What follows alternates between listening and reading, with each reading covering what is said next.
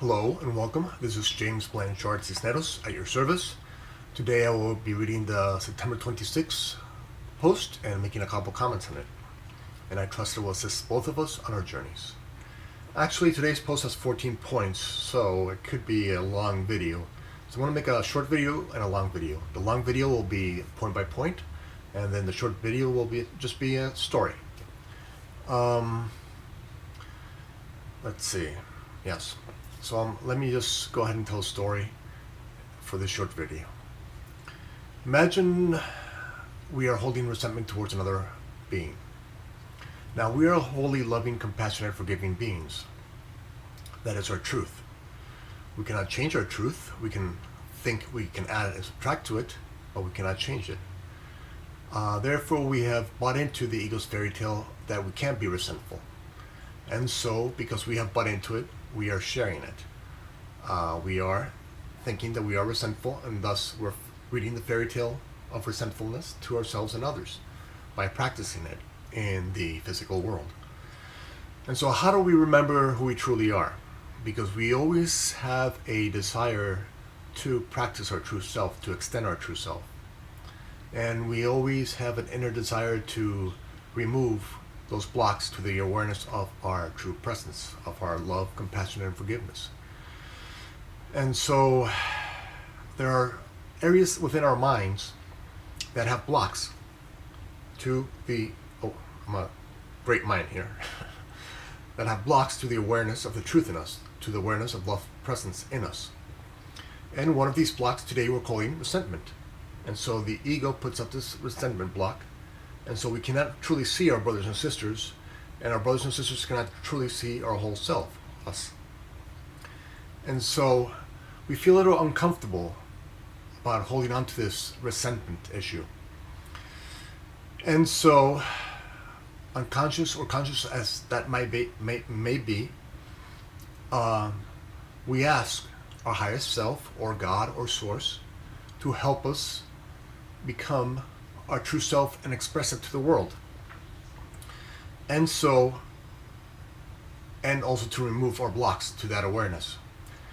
And so when we ask, it's kind of like a prayer. And every prayer is answered. So a situation / individuals come into our presence to show this block, this mental block, in the physical world. And so we build a certain relationship or a certain partnership that brings out this resentment from inside our minds to out in the world, projected onto our brother or sister in whatever situation. It could be 1,000 situations, it could be 1,000 brothers or sisters. The thought process is that that brother and sister is volunteering himself, herself, to help you bring that thought that does not belong in you out into the world so that the light can shine on it and you can see it for what it is. That it is not real, that it is not part of you, that you do not need it. And so you project it onto the world and you feel the pain of it. You feel the heaviness of it. You feel the anger of it. You feel the confusion of it. And you know that confusion, anger, pain does not belong to you. And so you start deciding that there must be a better way. And so sooner or later, you decide to forgive it, to forgive your brother or sister, to forgive the situation. And by doing so, you see that all that pain and anger was not really real, that you were just holding on to that idea. And by you holding on to that idea, that was creating the pain. But the idea was in your head, it wasn't out there.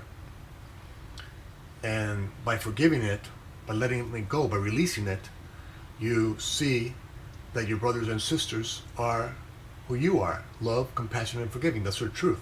And then that resentment that you were holding on to wasn't really real. It was only real as long as you held it within. And once you decided to let it go, to release it, then you saw the truth in him or her, and you saw the truth in yourself. And when you see the truth in yourself, when you forgive yourself and your brother and sister, you become an example, not only to yourself, but to all others who see you, all others who are around you. Many times, I've seen documentaries of a mother who goes into the prison to forgive the individual who murdered her son. I mean, if a human being who is us, that mother, who in truth is us, can forgive someone for that, any other illusionary idea we have of resentment, anger, judgment can be forgiven. And so she served as an example, at least to me, that everything can be forgiven, that everything can be released, that you can choose to value forgiveness more than judgment, that you can choose to value peace more than pain, that you can choose to value compassion more than condemnation. And so she was an example to me. So can you, by releasing your resentment, can be an example to others that of your truth, that you're truly loving, compassionate, forgiving being, and so too are they. And you only see the truth in them. And then when they see you seeing the truth in them, they realize that is their truth, that they can be forgiven, that they don't need to hold on to resentment towards others.